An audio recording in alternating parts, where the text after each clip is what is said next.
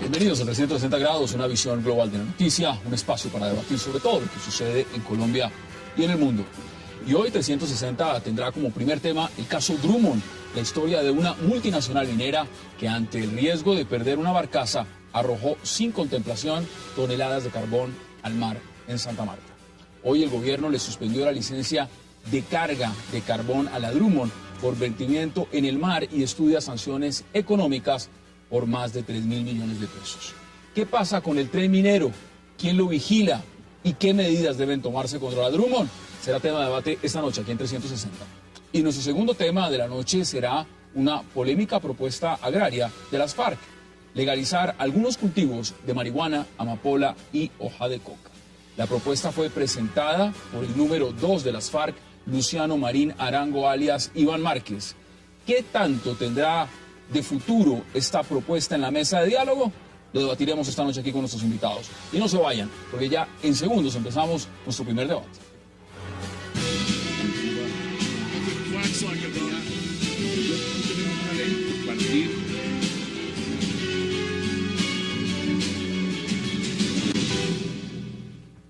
Y de inmediato le doy la bienvenida a 360 grados a Marcela Prieto, al senador José Darío Salazar, a Aurelio Suárez y a Marcelo Carus. Qué placer y bienvenidos y gracias por aceptar esta invitación. Muchas gracias a ti. Gracias. Marcela, empiezo con usted. Mire, la historia de la Drummond la estamos viendo cíclica y estamos viendo un tema también que no solamente es Drummond, es el Romatoso, es el Tayrona, son un montón de temas. Y la gran pregunta es la siguiente: ¿usted cree que hay política ambiental en Colombia? Pues esa es una excelente pregunta para empezar este debate, Hassan, y yo creo que no hay una política ambiental coherente, o por lo menos hasta ahora se han hecho una serie de esfuerzos que vale la pena mencionar, pero que todavía no se han sincronizado bien.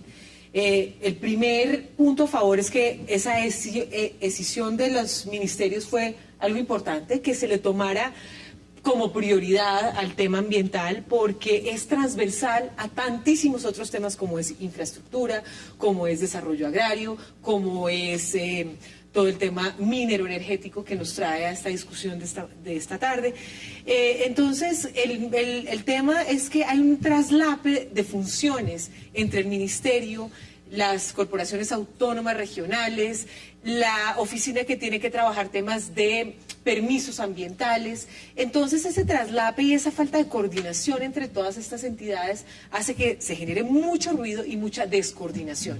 Entonces me sorprende, sin embargo, que ahora frente a este tema de Drummond sí se haya tomado una decisión contundente, por lo menos esta tarde, en suspender las actividades de esta compañía. De manera preventiva, ¿no? Embarque de carbón. Mientras se sepa, para saber exactamente qué fue lo que sucedió. Entonces, hasta ahora estamos avanzando en un tema que muchos otros países nos llevan una delantera. Y en un país como Colombia, que tiene una riqueza ambiental tan grande, tendría que tener las pilas puestas para poder avanzar en este tema y coordinar las instituciones. Y vamos a debatirlo a fondo. Aurelio, bienvenido. ¿Hay política ambiental en Colombia? No, yo creo que lo que en Colombia se está desarrollando no es ni siquiera una explotación o exploración de los recursos naturales no renovables, sino un caso realmente, yo diría, histórico de saqueo del país. Saqueo, dice sí, usted. Y entre otras cosas por esto, Hassan, el estudio de caso de la Drummond es el estudio de una compañía que ha hecho absolutamente todo lo que ha querido con este país. Fíjese usted que el caso que nos ocupa del cargue y descargue de carbón en mar, en alta mar, offshore, como dicen pues. Este cargue y descargue no debería ocurrir en el país desde julio del año 2010, porque decretos de agosto del año 2007 decían que en julio de 2010 ya deberían estar los puertos de cargue directo. Hace 2 años. Van a ser 3. Van a ser 3. Estoy hablando de julio del 2010. 3 años. Y a mí me resulta extraño que este gobierno del presidente Santos, que en el plan de desarrollo fue el que permitió la prórroga de la instalación del puerto, sea ahora el que tenga que sancionar. ¿Quién permite eso? ¿El ministro de Minas en ese momento? Hoy leí en la página del senador David Nami que el plan de desarrollo del presidente Santos, presentado en el 2012, permitió la prórroga para el inicio del cargue directo en barcos. Y eso cargue directo implica que vaya por bandas transportadoras, que vaya encapsulado el carbón para que no haya polvillo, Nada de que haya barcazas. barreras, Nada de barcazas. Entonces, a veces yo me pregunto, el gobierno va a sancionar y bien que lo sancione, pero yo digo, ¿tiene autoridad este gobierno que hizo eso en el plan de desarrollo, venía a sancionar por algo que él mismo permitió? Senador, bienvenido. Uno de los grandes problemas del país es la minería ilegal, todos lo sabemos. No solamente es la minería legal mal controlada, como sucedió con el caso de la Drummond. ¿Por qué estaba esa barcaza de esas características transportando carbón cuando las autoridades que controlan esto debían exigir una seguridad mínima, que por supuesto no era la que tenía? Entiendo que el hundimiento de esas toneladas fue muy cerca a los puertos, de modo que me parece pues que ahí hay una falta de prevención y una falta de control muy grande de la autoridad correspondiente, y eso para hablar de una minería que está a la vista de todo el mundo. Imagínense lo que pasa con la minería ilegal en Colombia, que está controlada por los grupos subversivos, como sucede en la costa pacífica del país, y sin ninguna presencia eficaz del Estado colombiano. Mire, uno de los puntos importantes, Marcelo, bienvenido también, es si ha operado o no los organismos de control. La Contraloría ha sacado un informe muy extenso, lo sacó la Contralora Sandra Morelli, diciendo hay crisis ambiental en Colombia, y dio los nombres de varias de las compañías que no tienen licencia ambiental. Ahora, no podemos desconocer que aquí también está impulsándose un tren minero, y un tren minero que choca con el tema ambiental, porque si le estamos diciendo a las multinacionales prácticamente, aquí vale todo, y tenemos ese tipo de explotación donde Aurelio después dirá, que usted ha sido un estudioso del tema, cuánto es lo que sacan, cuánto es lo que ganan, cuánto queda en regalías. Pues, en su opinión, esto es lo que estamos teniendo, no solo es un mal negocio económicamente, sino que además ahora terminamos descontaminando el agua, el aire y lo demás. Bueno, así es. Las causas, porque no es solo la política pública, el organismo de control, la Contraloría, hace 3 meses se había pronunciado sobre este caso y dijo que se estaban produciendo irregularidades, que había transporte al descubierto, que había mal manejo de las aguas, que las barcazas no eran todas el modelo permitido, y no se hizo nada. Eso le llegó al ministro de Medio Ambiente, y lo que está actuando la autoridad es en una forma reactiva, no preventiva. Y así creo que lo que ha llegado es un punto crítico, sobre todo en el Caribe, que ha habido tanta crítica, tanto al tren del Cerrejón como a este tren y a esta llegada de la Loma, de la Jagua Ibirico, que es donde, y del Norte Cesar, donde trabaja la Drummond. En ese sentido hay que tener primero eso. Los organismos de control anuncian, la gente denuncia. Yo recuerdo los problemas que ha habido también con el tren que viene del Cerrejón. Y la primera cosa que uno encuentra es que no funcionan los organismos de control, pero tampoco funciona la Ley 99, que daba una fuerte importancia a los mecanismos de control ciudadano, a las audiencias ambientales y demás. No funciona. Y eso es uno de los problemas más grandes. Se lo pongo en contexto. Usted mencionaba al Ministerio de Medio Ambiente. ¿Usted cree que sirve ese ministerio en Colombia? Mira, eso es mejor que exista que no exista, como no, decías. Pero pues, existe. Por eso, la pregunta pero es si el sirve. tema es que está enfrentado, no va a crear una locomotora ambiental como se propone, sino le toca lavar imagen y permitir lo que es un modelo, como decían Aurelio, que es de extracción masiva, que ha pasado en 3 años, de 2007 al 2009, los ingresos por minería energético es el 30%, y el resto 40%, y el resto es minería pura. Mire, han pasado a 2.4 veces más, y el plan es que para el 2020 tengamos 3 veces más nuevamente. Estamos hablando de, en el 2020, 54.000 millones de dólares por exportaciones de este terreno. Ahora, eso es una mirada meramente financiera, meramente extractiva, no, vamos a ver y con unos impactos enormes, porque si ese es el crecimiento de los... Bueno, ¿cuál es el crecimiento ambiental para Marcela, porque también quiero ir con Alejandro Arias, que está en Santa Marta, y fue la primera persona que justamente publicó las fotos, y esas fotos se hicieron públicas días después, porque las autoridades ni siquiera habían tomado medidas, recién ocurrió el accidente. Entonces, ¿cuál es su intervención? No, yo quiero decir un par de cosas. Es importante tener en cuenta que a pesar de ese aparente esfuerzo del gobierno de crear este Ministerio de Medio Ambiente, la función principal del ministro primero, que fue el doctor Frank Pearl, no fue efectiva dentro de su responsabilidad ambiental. Él estaba dedicado a otra cosa, que era preparar todo este tema del proceso de paz. Y pues yo no sé, Juan Gabriel Uribe me parece un tipo extraordinario, inteligentísimo, pero no sabemos si realmente es un conocedor en temas ambientales. Pero si a veces lo he escuchado, y con todo respeto, porque es un hombre muy conocedor y muy respetuoso, pero muchas veces no sabe cuáles tienen licencia ambiental y cuáles no. No sabe. Y lo mismo va en contravía de lo que está diciendo la misma Contraloría. La Contraloría dice que hay crisis ambiental y el Ministerio de Medio Ambiente y el dice único que no. que se ha pronunciado, digamos, en términos del control natural que el mercado le va a dar al tema minero es el ministro de Hacienda, y le da demasiado peso a esa contraparte que deja en manos puramente del mercado. Defensores nosotros y yo personalmente de la fuerza del mercado, pero aquí hay que tener muchísimo cuidado, porque es que uno no puede solamente depender si los precios del carbón están funcionando de una forma, si los precios del petróleo están funcionando de otra forma, sin que en un país donde se está viviendo un peligroso proceso de desindustrialización. Mire, veamos partes del comunicado justamente que envió la Drummond frente a este tema. En el transcurso de la noche, esta barcaza recibió agua de mar en su interior, lo que generó un conato de hundimiento y la necesidad de actuar según el plan de contingencia. Hagamos contacto también de inmediato con Alejandro Arias. Alejandro está en Santa Marta, es abogado ambientalista y ha denunciado justamente este vertimiento de carbón por parte de la Drummond al mar en Santa Marta. Alejandro, bienvenido y gracias por acompañarnos. Encantado de saludar a Jonathan y al grupo de trabajo que están reunidos con ustedes. Alejandro, cuéntenos exactamente, porque aquí el punto, algunos dirán, es que se reacciona cuando hay un accidente de este calibre. ¿Cuánto tiempo llevan las denuncias por el tema de contaminación ambiental del carbón que extrae la Drummond y que sale por Santa Marta? Hablemos de tiempo, años, meses, dígame usted. La primera denuncia que yo la sacamos en el año 2006, sacamos un video, entre otras cosas, muy dramático en el año 2007 cuando descubrimos un tubo de más o menos un medio metro de diámetro, con flotadores que vertía casi 5 o 6 horas diarias de agua con carbón y aguas negras, aguas servidas al mar.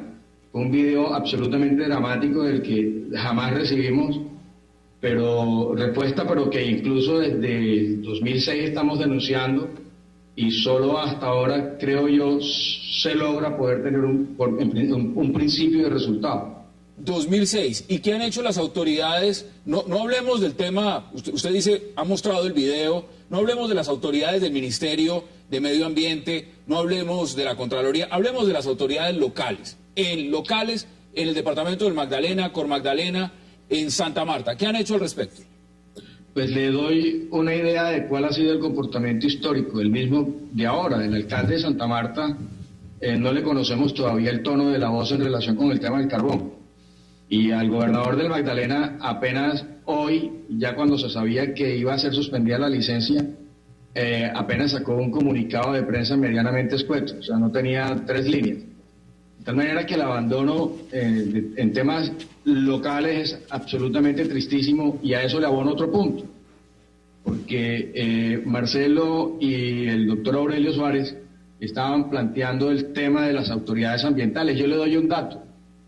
Nosotros empezamos este año las denuncias, que fue hace 2 semanas, cuando publicamos los resultados de un informe de la Contraloría General de la República que se titula Degradación Ambiente Valle de Santa Marta y Zonas de Influencia, que fue suscrito en diciembre del año pasado, y en 31 páginas la señora Contralora concluye luego la investigación que todos los informes, todos, absolutamente todas las cifras en materia de medición de impacto ambiental son falsas, que las estaciones de monitoreo de medición de calidad de aire estaban metidas debajo de palo de mangos, que las estaciones tanto de Drummond como las que están en manejo del Ministerio de Medio Ambiente estaban siendo manipuladas por operarios de Drummond y que hacían las calibraciones para que eran las cifras iguales, y que todos los informes de cumplimiento ambiental que se han emitido hasta la fecha son falsos, ninguno registra la realidad.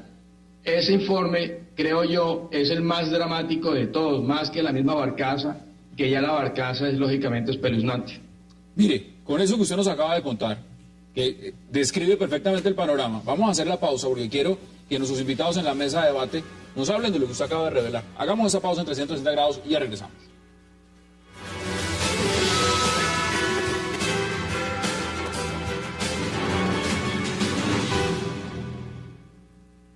Con los protocolos internacionales de operación marina que enseñan, en primera instancia, a salvaguardar la vida de los seres humanos y, en segundo término, a evitar el naufragio de la embarcación para así conjurar cualquier desastre marítimo y ambiental mayor. Regresamos a 360 grados y en el comunicado de la Drummond ellos dicen, pues por supuesto, que para salvar seres humanos tuvieron que vertir parte del carbón, estaban salvando la barcaza, cuando está claro que en ese tipo de barcaza solo va carbón y no va nada más. Entonces están mintiendo en el comunicado. Pero Aurelio, mire, nos dice Alejandro Arias algo que uno de una vez lo pone y le dice, esto no es del 2010, como dice usted, del tema de los... Pues 2010 debería empezar. Debería empezar. Desde el 2006 están diciendo, miren, esto está mal, públicamente, con videos, con lo demás. Y le quiero agregar porque mientras estamos debatiendo nos escriben. Miren lo que nos escribe, por ejemplo, una persona que conoce muy bien el tema desde la misma región y nos dice... Los obreros prefieren el cargue directo, de lo contrario se quedan sin empleo y no hay política de empleo para este sector ni para ninguno. Las personas pobres de esta zona no se han beneficiado en nada. La salud es pésima, no hay infraestructura, no existe inversión social seria, se han llevado todo, han acabado con el medio ambiente y no pasa nada. ¿Ese es el panorama? Pero mire, para que no lloremos ya sobre lo que ha pasado, hablemos de la multa. Yo acabo de hacer la siguiente cuenta. Dicen que va a haber una multa de 2.947 millones de pesos, ¿cierto? Lo redondeamos a 3.000. Bueno, entonces, ¿cuánto tiempo se demora la Drummond en pagar la multa? Véale, hago la cuenta. La Drummond exporta más o menos de 20 a 24 millones de toneladas al año de carbón. Es decir, exporta 2 millones de toneladas al mes. Eso quiere decir que exporta 600.000 toneladas al día. Eso quiere decir que si trabajamos 24 horas, en una hora exporta 25.000 toneladas. Que es más o menos con toneladas $50 lo que vale la multa. En una hora. Sí, o sea que lo que le van a poner de multa es una hora de exportación de carbón. Eso refleja perfectamente lo que es la política ambiental de este país. Y claro, yo digo, cualquier ciudadano de Colombia dice, uy, 2.947 millones, uy, qué horror. Y resulta que es una hora, senador Salazar, lo que le van a sancionar por lo que ha hecho, que es falsedad de documento público, daño ambiental, trampa en los controles, o sea, todo lo que ellos dicen, una cosa de saqueo. Pero una sola cosa más, no se trata además, y esto es bien importante que la gente lo sepa, y en eso estoy muy de acuerdo con Marcela, la política ambiental no es algo adjetivo a un país, o sea, no es una cosa que podamos tener o no tener. El artículo 344 de la Constitución dice que uno de los papeles del Estado en materia económica es ser el rector de la política de explotación de recursos naturales no renovables. O sea, que aquí además hay un incumplimiento de un deber, de un mandato constitucional que no se ha cumplido. Usted sabe perfectamente que en Canadá, en Estados Unidos, este tipo de cosas no se pueden hacer. Y además, entonces, lo más curioso es que aquí se permite que se haga y vienen y hacen lo que les da. Voy a dar este dato, pero es una cosa bonita. Algunos científicos en torno a la Universidad de Harvard hicieron unos estudios sobre las minas a cielo abierto de carbón en los montes Apalaches en los Estados Unidos. Hicieron lo que se llama la contabilidad de la mina. Y descubrieron, senador Salazar y Marcela y Marcelo, descubrieron que había que hacer una contabilidad de costos antes de la explotación, en la explotación y lo que se llaman costos post-explotación. Y dentro de los costos post-explotación le están cobrando a las compañías el costo en la salud de las personas que viven en terrenos circundantes a la mina, que durante 20 años oyen explosiones todos los días y por lo tanto tienen problemas de salud mental y auditiva. Así es en otros países. Ese es el tamaño. Senador, esto va... recordar a Aurelio el accidente que hace unos meses hubo en el Golfo de México, ¿se acuerda? Claro, el de la BP. El de la BP, ¿cuánto le costó a la BP eso? No acabo de pagar todavía. No acabo de pagar todavía. Y no se ha hablado más. Se estimaba que iba a superar los 30.000 millones de dólares. El impacto que tiene a la imagen de la empresa en sí misma. Se cayeron las acciones de la BP. Y aquí, como dice el doctor Aurelio, una hora de exportaciones de la Drummond es una cosa... Ya paga la sanción, ya paga la multa. Ahora le hice la cuenta con 24 horas porque trabaja de noche también. Háblale un tema, porque usted está en el Congreso y en la Comisión Quinta estos temas se tratan. Y me imagino que es muy posible llevar este tema, como ha dicho el senador Robledo, por ejemplo, llevarlo y hacer un debate como se ha hecho con el tema Cerro Matoso, como se ha tratado de hacer que se iba a hacer con el Tayrona, y hacer un tema con la Drummond, porque evidentemente el tema legislativo acá tiene que hacer algo frente al tema ambiental. De acuerdo a lo que están diciendo las personas que intervinieron de Santa Marta, a los informes que ha dado aquel doctor Aurelio, la fecha de los decretos, la prórroga para que se pueda transportar en barcazas cuando ya debería estar en bandas, pues obviamente que esto será objeto no solamente de uno, sino de varios debates en las comisiones y en las plenarias del Congreso, porque el problema es supremamente grave. Claro. Ahora que pasó la reforma tributaria, solicitamos al gobierno nacional que revisáramos la tributación de estas empresas mineras y no fue posible. Sin embargo, yo sí quiero hacer una acotación aquí.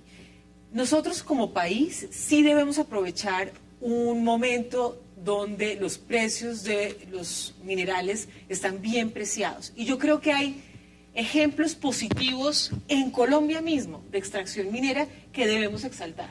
Y yo creo que hay también responsabilidad de empresas en querer seguir rigurosamente esos protocolos y mitigar los impactos ambientales, sociales y laborales.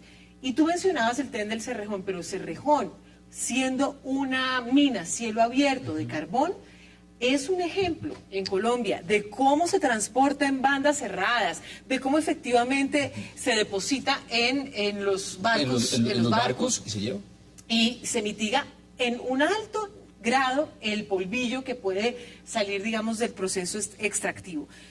Yo creo que debemos resaltar esto. O sea, esto no es solamente una discusión en contra de la minería y puramente ambientalista. Yo creo que ya hay ejemplos, no solamente en Colombia, que acabo de mencionar uno, sino en el mundo, de los cuales podemos aprender para esos efectos de mitigación. Temas importantes, lo que son también regalías, pero aquí ya estamos abordando algo que es... Las regalías son las más bajas de América Latina. Perú acaba de reajustarlas, no era lo que querían, está por encima de nosotros 50 a 100% en algunos minerales. Y Perú es un gran modelo minero. Chile tiene superiores regalías a nosotros. Y no tienen exención de impuestos, que es el tema, porque con lo que pagan en regalías compensan con la exención de impuestos. Pero vamos a la otra. Ferrocarriles coloniales. Yo se lo decía un día a ellos en una ¿De colonia? Sí. De la mina al puerto. Lo máximo que han logrado con el Cerrejón, donde hay un sindicato muy fuerte, que le han permitido funcionar, que hay una administración menos dura que la que hubo en el pasado, es un tren ambulancia que pasa por la vía de vez en cuando atendiendo gente. No permite subir un chivo, no permite un pasajero. Es un tren hecho para la explotación. El tren es un factor de progreso para la humanidad en todos lados. Ninguno de los dos trenes tiene la posibilidad de que los campesinos, los pobladores, en un plan de desarrollo regional, se integren a través del tren. Bueno, eso es el Estado el que permite eso, da esos permisos para armar estos trenes privados. Pero lo que quería concluir es, derechos ambientales es para garantizar derechos humanos. Derecho a la salud. De eso estamos hablando. Y eso es lo que está siendo afectado. Hay ya 1.300 personas de esa zona del puerto que van a ser afectadas directamente con eso. Y eso es la mirada, que no se puede hablar de derechos humanos en general, de víctimas, y esto funciona así. No están aplicando los estándares del tercer mundo. Estas mismas empresas en otros lados tienen otros estándares. Por eso es importante diferenciar Drummond de otras. Y la tercerita, la última, brevemente, porque quiero la puerta giratoria en nuestros mandos. Pasó con el Ministerio de Hacienda y el sector financiero, que hoy sale. Lo pasa con la agencia encargada de las licencias ambientales. Son y proceden de las grandes empresas transnacionales y han pasado por Drummond también. Luis Helena Sarmiento salió de Drummond. Salió de Drummond. Bueno, más aún. Entonces, ¿qué posibilidad de un trato público objetivo, donde hay una normatividad ambiental anterior, bastante interesante, que se está cambiando en la minería y por suerte se cayó la reforma última que tenían por falta de consulta previa? Pero no hay... Mira, ella dice, y lo termino, perdónenme, para levantar la sanción nos tendrán que mandar un plan de manejo distinto de contingencia, que serán barcazas, vaya a saber cómo. Y lo vamos a decir en el gobierno. ¿Y dónde está la gente que es la afectada en los derechos? ¿Qué consulta? Ni siquiera con la Cámara de Comercio, digo yo, con las comunidades, Marcelo, con los... Justamente por eso quiero preguntárselo a Alejandro, que ha estado pendiente de este caso, haciendo las denuncias. ¿qué es lo que realmente va a pasar con la comunidad? Y además, si usted cree realmente, después de la explicación que da Aurelio de cuánto le cuesta a la Drummond pagar esa multa que le pueden poner, que es una hora, eso es eso da risa, entonces, ¿usted sí cree que la unidad de delitos contra recursos naturales y medio ambiente de la Fiscalía puede realmente hacer algo, iniciar un proceso de hacer algo? Yo creo que sí, porque, por ejemplo, a raíz de lo que dice la doctora Prieto, yo quiero hacerle la siguiente precisión. Cerrejón puede hasta ahora haber mostrado un proceso en materia ambiental más bien significativo, pero la verdad no lo es tan cierto cuando uno mira los bosques que finalmente han tratado de recuperar, donde tumbaron árboles de 30 y 40 metros de alto. Y hoy esos árboles cuando alcanzan los 10 metros se caen solos porque la tierra está tan removida que no tiene posibilidad de caer, de sostenerse. Y además estaban solicitando el cambio del río de Rancherías, que entre otras cosas era precisamente la compensación que iban a dar de acuerdo a la primera licencia que se les otorgó. Ese es un punto que hay que mirar. En relación con la puerta giratoria, yo le puedo dar el ejemplo de la doctora Diana Marcela Zapata Pérez. Esta señora fue la que firmó la licencia ambiental del Quimbo, la de Puerto Brisa, en donde se destruyó el Cerro Juculgua, que era un cerro sagrado ancestral y que estaba dentro de territorios de línea negra de los indígenas, y donde se destruyeron 3 ecosistemas, dentro de los cuales se destruyó el del mangle rojo, único en el país. Y esa misma señora firmó la licencia resolución 631 del 2009 de los ciruelos en el Parque Tayrona. Entonces, ese tipo de ejemplos lo que muestran es que yo creo que antes la Fiscalía está muy demorada en actuar. Pero además le doy otro dato. La Drummond no solamente no cumple con sus obligaciones en relación con licencia, sino que, por ejemplo, en Santa Marta le debe 3.000 millones de pesos, de acuerdo a una denuncia del diputado Morelli, en impuesto predial. Yo hoy colgué en mi blog el testimonio del señor Jader Pérez Ricardo, que es un señor que lleva 20 años trabajando en el sector minero y tiene un pulmón absolutamente negro. Y como él, hay 24 funcionarios más del sector minero que han muerto por cáncer en el pulmón. Y hoy no hay un solo habitante de la Comuna 8 de Santa Marta donde se reporta que 7 de cada 10 habitantes tienen afectaciones pulmonares relacionadas con la actividad del carbón. Nadie ha pagado eso, nadie ha compensado eso y nadie ha dicho qué vamos a hacer para remediar. Mucho más preocupante el panorama como usted lo plantea, y por eso usted que ha estado cubriéndolo y revelando además, porque fueron las fotos que usted vino a publicar lo que está generando todo este debate. Alejandro Arias, gracias y por supuesto por haber estado con nosotros y mostrarnos absolutamente todo este panorama. Un fuerte abrazo y muchas gracias. No, gracias Alejandro. Quisiera la oportunidad de conclusiones, pero vamos a hacerla después de la pausa para que abordemos el siguiente tema. Hagamos la pausa y ya regresamos aquí en 360.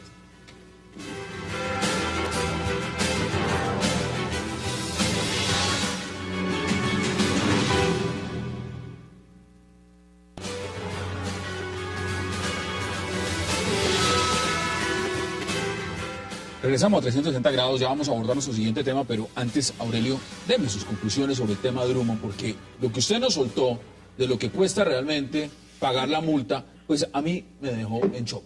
Entonces, deme sus conclusiones sobre el tema. Bueno, yo creo que no tenemos ni política ambiental, ni instituciones ambientales coordinadas. Aquí me decía el senador Salazar, y comparto con él, los organismos de control tampoco han actuado debidamente, Fiscalía, Procuraduría, es decir, aquí tiene que haber, yo diría, una brigada, un bloque de búsqueda, más o menos, para atender esta emergencia y que a partir de allí se sienten unas bases.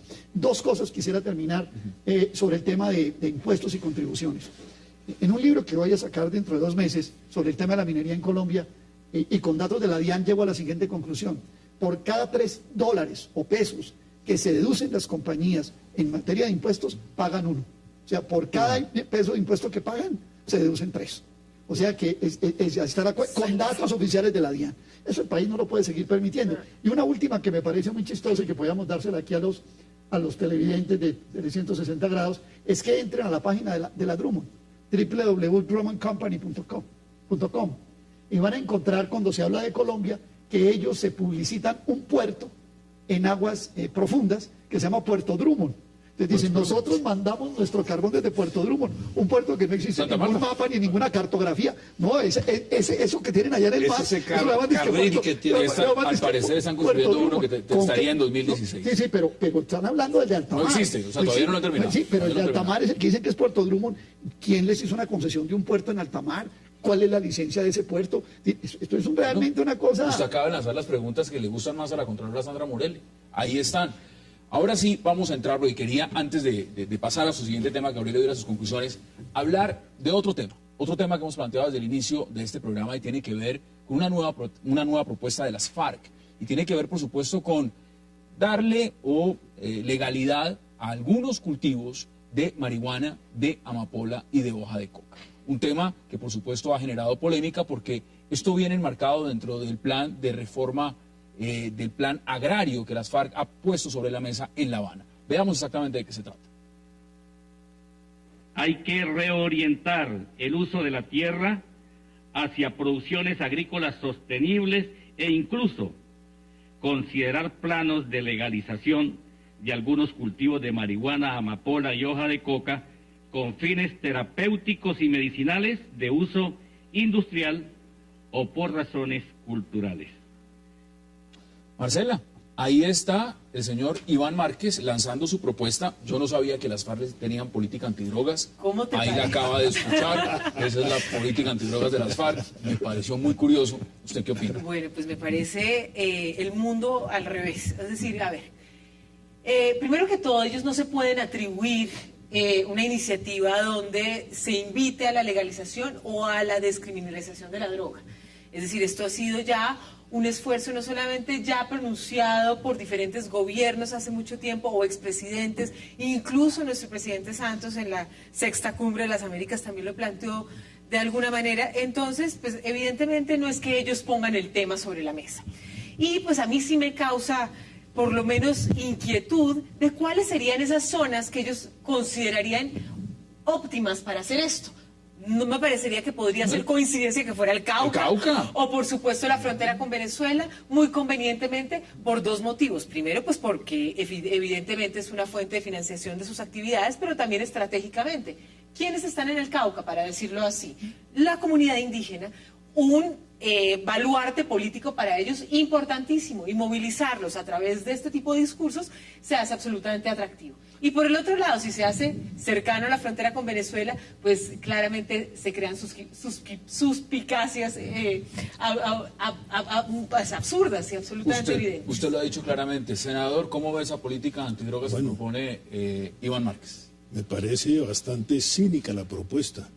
Cesar la política de criminalización y persecución es llevar al Estado a un camino para cesar después la criminalización y la persecución a ellos que se han dedicado a sembrar droga, a financiar los cultivos de droga, a estimular, a llevar a los campesinos, a obligar a indígenas en los resguardos indígenas a sembrar la droga. De modo que me parece que esta es una propuesta cínica que simplemente está buscando la manera de que se expidan unas normas para después ellos ampararse en esas normas y tratar de lavar sus pecados y sus capitales ilegales. Y lo otro que me parece más cínico aún es que la razón que dan es que hay que acabar con las aspersiones aéreas porque están generando impactos negativos en el medio ambiente, cuando el medio ambiente lo han destruido es ellos, estimulando la tala de bosques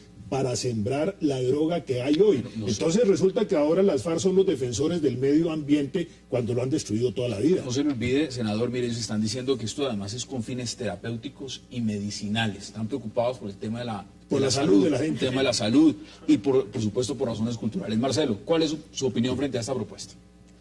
Bueno, lo primero que me llega a la conclusión es que en ese punto, cuando entran a debatir, hay generalidades comunes como estas que comparten ambas partes, pero no hay claridad de cómo se va a resolver. Porque eso se ha dicho, es importante que lo acepten, es decir, con todas las consideraciones que se quiera hacer desde lo político, pero ya en un marco de una mesa de acuerdos, podría ser muy simple acordar eso, pero eso no resuelve el problema. Sin duda que eso es un problema que sigue siendo muy global, que requiere desde Estados Unidos hasta de Uruguay para que les compre como ser los productos terapéuticos, o del gobierno holandés, es decir, de un acuerdo global que está todavía muy verde la situación, y que no conozco fuera de esto, y lo que ha dicho el gobierno son generalidades. Me parece importante como ser que se pueda pensar, y no porque lo haya dicho la FARC, sino porque yo lo he vivido, el impacto, comparto de que la tala es un daño ambiental, pero el daño químico que ha generado la aspersión, como ser que Colombia tuvo que aceptarle a Ecuador una franja de no fumigaciones porque los impactos, con un acuerdo de que no hicieran público informes genéticos y de daños ambientales que genera. Yo le digo, eso es un costo que está pagando Colombia. Y los responsables no es solo el que fumiga, el que siembra, estamos haciendo una cadena, está claro, pero eso ha afectado al campesinado, la seguridad alimentaria de una forma increíble.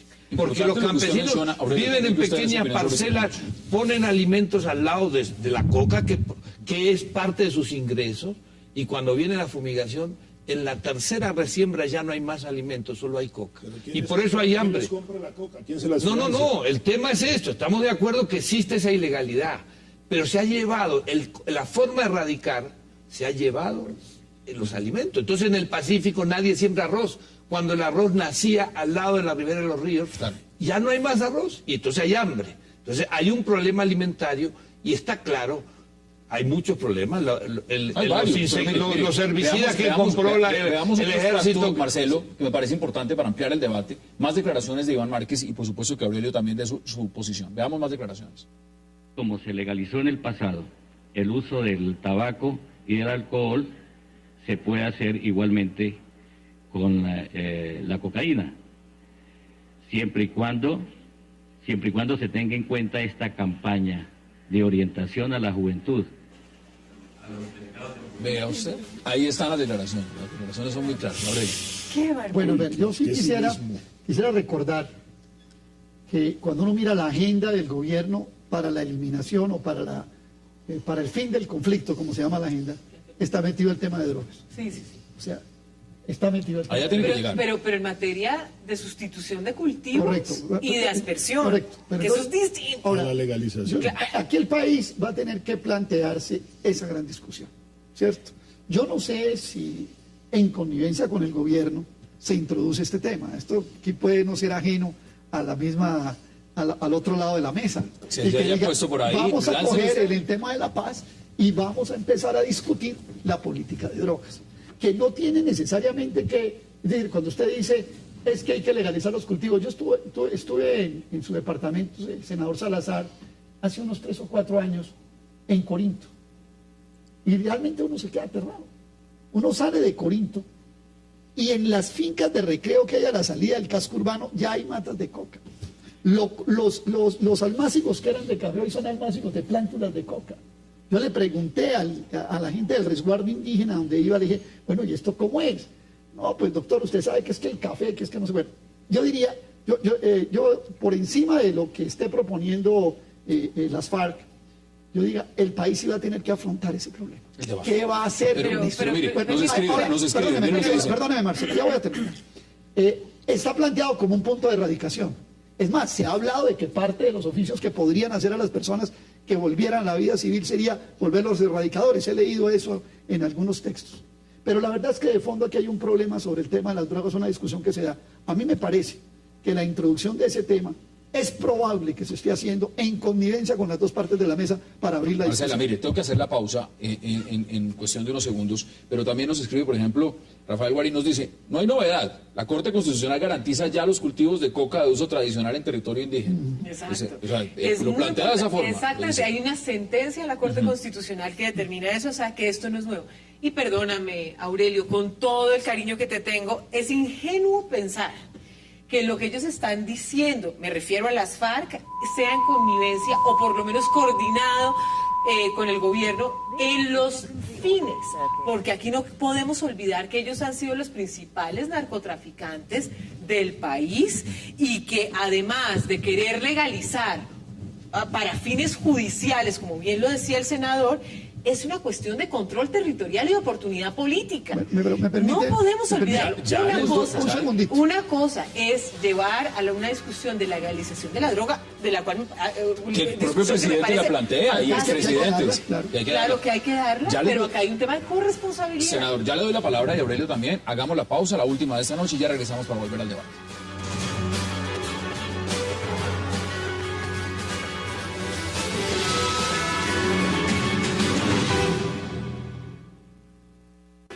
Que hay presidentes latinoamericanos que están ahora promocionando la idea también de la legalización, pero creemos que lo hacen un poco de la mano de los intereses de los grandes laboratorios farmacéuticos, y eso es otra cosa. Regresamos a 360. Senador, más declaraciones del señor Iván Márquez. Sí, el doctor Aurelio ha dicho aquí una cosa que es muy interesante y muy llamativa. Él dice, no se me hace raro que sea un acuerdo entre el gobierno y las FARC. Es que el gobierno y las FARC hace rato que están hablando el mismo idioma. Por ejemplo, las FARC dijeron, no hay secuestrados. El presidente Santos salió a decir, hay que creerles. Al otro día, en la Plaza de Bolívar, las madres dijeron, si no hay secuestrados, hubo un exterminio de nuestros hijos. Por lo menos los cadáveres, entréguennoslos. Las FARC dijeron, vamos a hacer una tregua de 2 meses. El presidente dijo en Padilla, Cauca, cumplieron la tregua con raras excepciones, y los generales dijeron, en esos 60 días violaron la tregua 57 veces. Entonces fíjese que es muy parecido el idioma de las FARC al idioma del presidente Santos. El presidente Santos dice legalización de la droga y ellos ahora salen con esta propuesta. De modo que no se me hace raro que pueda haber un acuerdo que para otros puede ser comedia. Y ahí hay una pregunta que también salta a la vista, y es, ¿qué tan importante es este punto? El tema del narcotráfico. Sí, yo creo que es importante en la medida en que sí se vaya abriendo camino, como hablábamos ahora con Aurelio, a la discusión de una posible descriminalización como primer punto, pero en la medida en que no haya una decisión conjunta entre países consumidores y países productores es imposible, y Estados Unidos claramente tiene un interés sobre esto en la medida en que todavía prevalezca una política prohibicionista. Entonces, lo único que puede decir un gobierno como el de Colombia es lo que ha dicho hasta ahora, es decir, en la medida en que nosotros podamos descriminalizar y volver a los adictos, más bien una población a la cual podamos atender con servicios de salud y no meterlos a la cárcel, y toda esta discusión como abrir el camino, además la autoridad moral que tiene Colombia para poder por lo menos plantearlo en escenarios internacionales es importante. Pero muy distinto que lo diga, digamos, Iván Márquez. Pero que Iván Márquez salga diciendo que es que... Ahora, yo les pregunto también, Aurelio, en el tema fundamental, que es la importancia de los puntos, porque la agenda tiene puntos, ¿qué tan importante es este punto? Yo diría que hay 3 puntos que son, y más o menos aquí extra micrófono lo hablábamos en consenso, hay 3 puntos que son vitales en la negociación. Un punto que es el de la participación en política. Un segundo punto que es el que tiene que ver con la justicia transicional. Y un tercer punto que es el que tiene que ver con el tema del narcotráfico. Yo creo que en ese punto hay un interés especial en Estados Unidos. Y yo creo que aquí pueden empezar a delinearse y a diseñarse cosas. Marcela decía algo que es muy importante, decía, la Corte Constitucional ya tiene un fallo de la existencia de cultivos con fines medicinales, etcétera. Uno puede pensar al final de cuentas que aquí están discutiendo cuál va a ser la extensión de esos cultivos para medicinales, por ejemplo, en el marco de agrario, zonas de reserva campesina. Con eso. Es que aquí seguramente...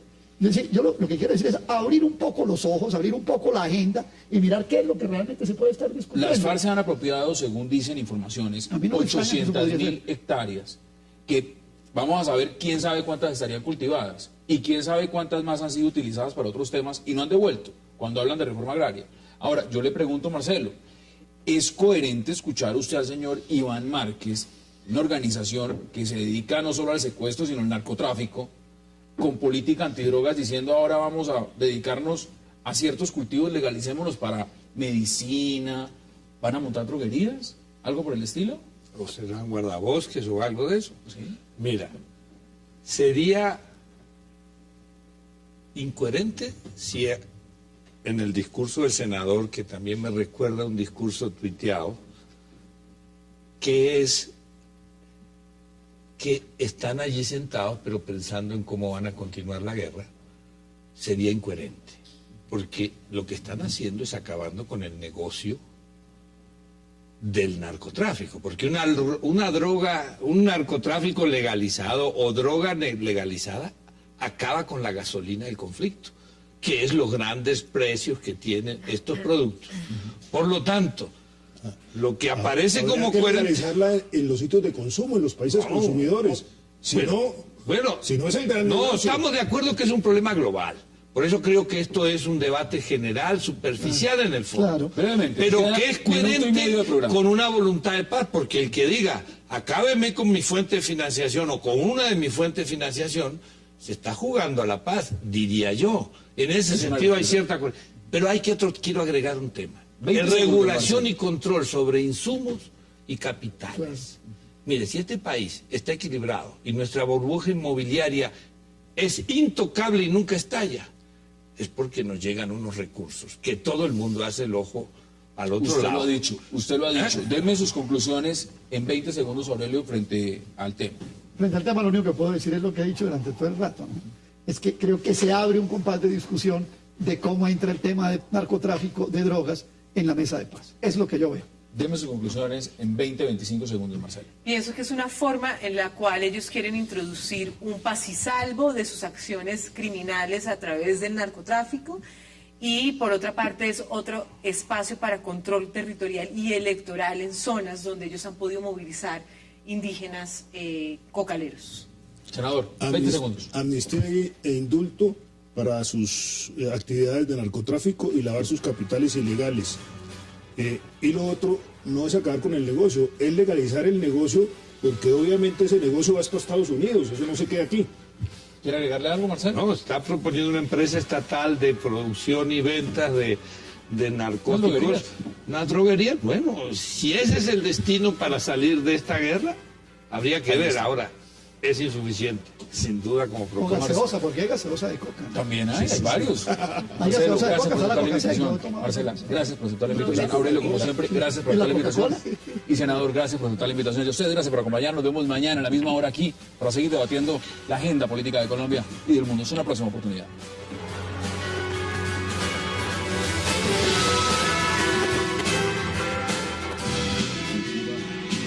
Wax like a dog. Tenemos una ley, partir